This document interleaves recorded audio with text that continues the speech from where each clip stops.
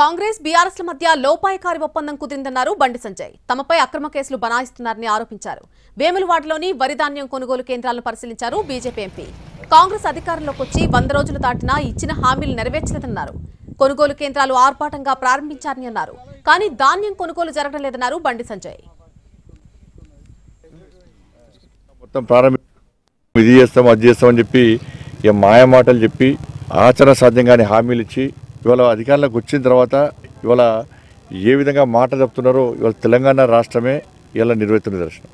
కొనుగోలు కేంద్రాలు ప్రారంభించారు. ఇప్పటికీ ప్రారంభించి 12 రోజులైంది. ఆర్భాటంగా మొత్తం ప్రారంభిస్తున్నాం, మేము ముందుగానే ప్రారంభిస్తున్నాం, కొనుగోలు ప్రారంభిస్తామని చెప్పినటువంటి రాష్ట్ర ప్రభుత్వం ఇలా కొనుగోలు కేంద్రాలు ప్రారంభించి ఇప్పటికీ 12 రోజులు అయినప్పుడు కూడా ఎక్కడ కూడా కొనుగోలు ప్రారంభం కాలే. వాళ్ళ పార్టీ నాయకులను తిరిగితేనే ఆ స్థాయిలో స్పందించిన వ్యక్తులు వీళ్ళు. స్పందించాలి కాబట్టి అట్లా నామాత్రంగా స్పందిస్తారు. కేసీఆర్ కేటీఆర్తో దోస్తాను వీళ్ళందరూ కూడా. లోపాయకార ఒప్పందం ఏదంటే బండి సంజయ్ని ఓడగొట్టాలి. బండి చేసిన అభివృద్ధి వాళ్ళకి కనబడది, వాళ్ళకి చెవులు నిలబడాయి, కళ్ళకి కనబడదు.